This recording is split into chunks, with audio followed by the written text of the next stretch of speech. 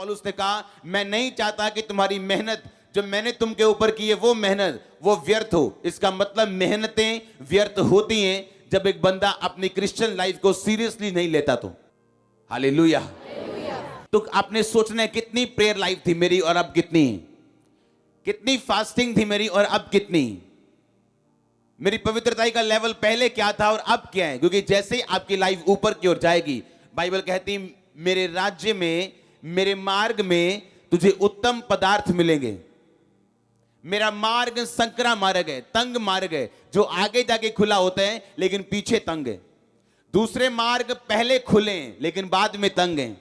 पहले कोई मनाही नहीं, जो मर्जी करो, जो मर्जी खाओ, जो मर्जी पियो, लेकिन बाद में तंग है। मेरा मार्ग पहले तंग है कि ये नहीं करना, वो नहीं करना, वहां नहीं जाना, वहां नहीं जाना, पर बाद में क्या है, खुला है। आपने मार्ग चूज करना है। आमीन। अपनी लाइफ को बिल्ड करने की जिम्मेवारी आपकी अपनी है, परमेश्वर की नहीं। उसने आपको स्ट्रक्चर दिया है, एक ढांचा दिया है, उस ढांचे में आपने घुसना है और सब कुछ उस ढांचे में है। मेरी प्रार्थना है कि परमेश्वर आपकी बुद्धि को खोले, वो आप पे ग्रेस रिलीज करे और वो ग्रेस आपकी अगुवाई करे फायर के साथ। अगर आमीन ऊंचा, ये आशीष आपकी। एक कलीसिया होने के नाते आपका काम है वचन में बढ़ना, परमेश्वर की नॉलेज में बढ़ना, अज्ञानता में ना रहना। क्योंकि बाइबल में कहीं नहीं लिखा शैतान की वजह से लोग नाश हुए।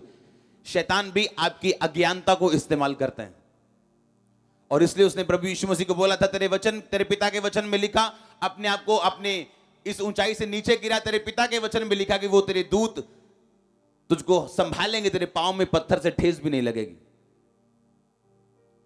पर यीशु मसीह वचन को जानते थे, वचन से बोला कि शैतान ये भी लिखा है, तो अपने प्रभु, अपने परमेश्वर की कभी भी परीक्षा ना कर।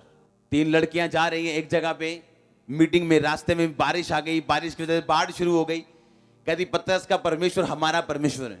नदी में छलांग लगाई, मर गई तीनों। अगले दिन अखबार में आया, यहोवा कहां गया, क्रिश्चियन लोगों का परमेश्वर कहां गया। क्योंकि अज्ञानता की वजह से आप मौका देते हो दूसरे लोगों को परमेश्वर के खिलाफ बोलने का। कहां लिखा पतरस ने अपनी मर्जी से पानी पे छलांग मारी और पानी पे चला। उसने कहा था, प्रभु अगर तू चाहे तो मैं पानी पे चलूंगा, तू मुझे आज्ञा दे, तेरा वर्ड मुझे चाहिए पानी पे चलने के लिए। जब तक तू बोलेगा नहीं मैं चल नहीं सकता, तू बोल के बता मैं आऊं कि ना आऊं। परमेश्वर ने कहा आजा। ये फर्क था पतरस में और उन तीनों लड़कियों में। और यही शैतान इस्तेमाल करता है, यही अज्ञानता वो आपकी लाइफ में इस्तेमाल करता है, आपके घर में, आपके जीवन में। उसे मालूम है फल आने वाला है, उसे मालूम है आपकी लाइफ में टेस्टिमनी आने वाली, आप ऊपर आने वाले हो, कर्ज टूटने वाले हैं, उसकी पकड़, उसका प्रभाव खत्म होने वाला है। लेकिन वो अज्ञानता के साथ आपकी लाइफ में एंटर करते हैं। क्योंकि बाइबल कहती है वो धूर्त है, धूर्त है, वो शैतानी चालाकी है उसमें, शैतानी बुद्धि है उसमें। बुद्धिमान नहीं है वो, शैतान है वो। कुछ बच्चे होते हैं ना, उनको शैतान बोलते हैं आप, क्योंकि वो बुद्धिमानी नहीं कर रहे होते, शैतानियां कर रहे होते।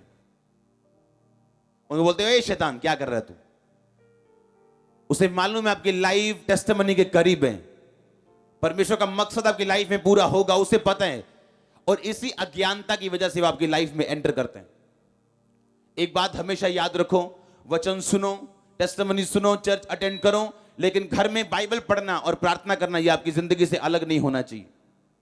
ये मेन स्तंभ है, ये मेन पिलर है आपकी क्रिश्चियन लाइफ के।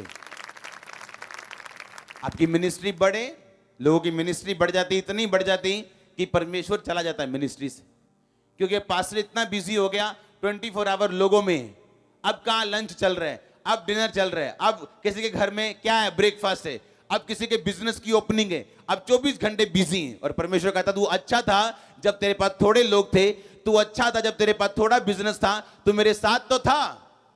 आपको मेंटेन करना जो प्रभु ने आपको दिया। आमीन।